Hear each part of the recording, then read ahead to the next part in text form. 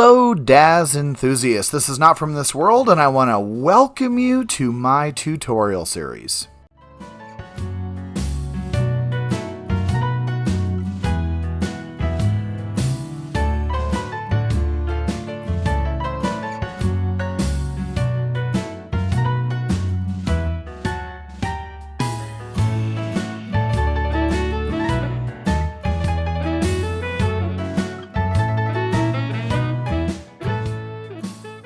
Now, tonight I want to talk about something really cool with posing called Power Pose.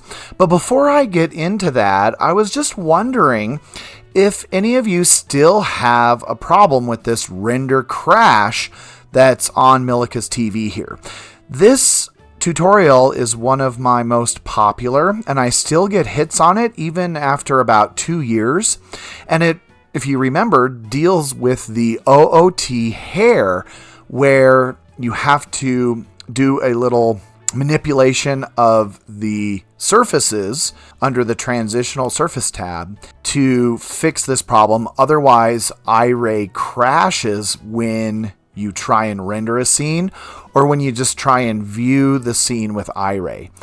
Now, I still have this issue with older scenes, and you might as well if you did not buy OOT hair from the actual vendor. I do believe if you got it from the vendor, you will have an update that you probably got a couple years ago that fixed this issue. But if you got the OOT somewhere else, you will still have this issue. And so I was just wondering if you still experience this from time to time, because I do. And I thought I would give this other tutorial a little plug. So Milika's TV is showing this. If you have this problem from time to time where your iRay crashes, check out the OOT hair and this render crash fix video.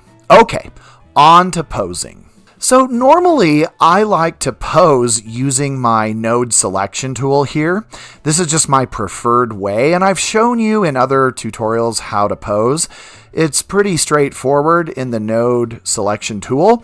You just select the item you want to pose. In this case, I'm going to pose Milika's forearm. And then we go over to the parameters tab, and we have these dials like bend and twist that we can then manipulate to move her body. Now, you can also use the universal tool. And lately in some videos, I've talked about how I don't really use the universal tool all that much, but you can use it. It gives you kind of an XYZ coordinate system on what you select. And then you can grab either the green, blue, or red arrows, and you can move your character that way. You can also rotate in different planes. And so this is how I'm moving her arm here, is rotating, and you can pose that way. Now you can also pose by using our little dial here. So again, it's kind of got the red, green, and blue arrows. And if you select those individually, you will move that appendage in that direction. Or you can use the little dial here in the center to kind of rotate and move. See how I can twist her hand and move it back and forth, up and down. It takes a little bit of practice, but this is pretty cool. I particularly like this when I'm trying to pose things like rope and chains and things with a lot of segments, a lot of bones. It works really good to curve a chain or bend a rope, that kind of thing. What I want to show you tonight is called Power Pose, and it kind of combines some of these together, and I think it's pretty cool. I haven't used it a ton, but when I do use it, it comes in handy. Now, to find Power Pose, just go up here to Window, go to Panes, go across to the Power Pose option and select it. Now, if you do it this way, you're going to get a tab that opens up, and you can see here it's pretty cool because the tab is going to give you the options of selecting different areas of Milika's body. Now, right now it's open to the face, but I can click here and go to the body. And you can see here that now I can select a part of the body. Like if I want this forearm, I can select the forearm and I can move it. Now, what's really cool about this power pose is it's more than just the node selection tool. So instead of just moving her forearm, either bending it or twisting it in the parameter tab, we're going to combine the two, kind of what we do with our little toggle switch. Now, to do this, you have to click and then hold your mouse button. So you either click left or right. It kind of shows you down here. So on her forearm, for example, if I left click and then move horizontally, I am going to bend her arm. So I'm going to click on the little tab and then see I can move her arm up and down. All right. Now I can also move it vertically up and down, and that's going to twist it. So see, it's kind of a combination of that toggle switch. So if I left click, move it like this, but then see how I can twist it. If I go up and down, I'm twisting her arm, and then I can move it horizontally and I can twist. So I can get perhaps a more natural looking pose this way. This is super cool. You're incorporating both dials here. For another example, I can select her shoulder, and in the parameters tab, her shoulder has 3 tabs. So the green one is front and back, then the blue one's bend, and the red one's twist.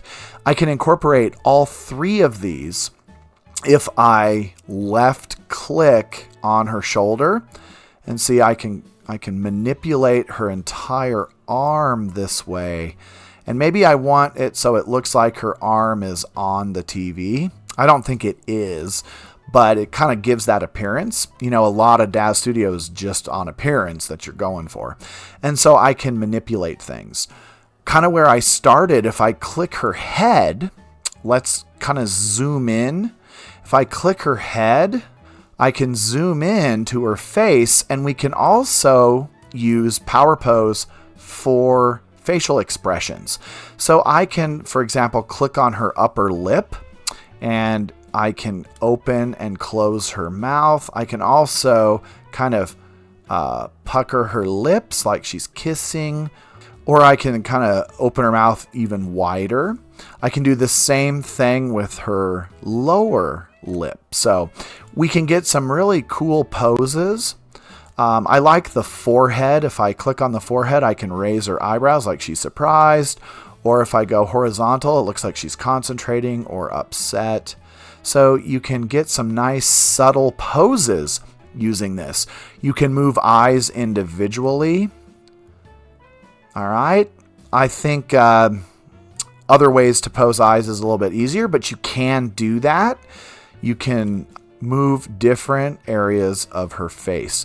I like this particularly when I want her to be giving like a kiss pose or a wink pose, because a lot of those pose sets that you buy, I have never liked the wink and the kiss kind of looking poses. We can also mess with her by clicking on the right mouse button, and you're going to get a different effect. See, I'm raising her eyebrows in a different way. So I just think this is pretty cool, and you can play with it a little bit, try and figure it out, and let me know what you think. Do you use this a lot, or is this something that you haven't really played with? All right. I really appreciate all of you. Don't forget to like, subscribe. You know, my little channel, I'm only getting several hundred views per video, and boy, when I'm posting twice a week, that's just not very much. So I need your help to get this channel going a little bit better. Please like, subscribe, comment, and until Tuesday, happy rendering.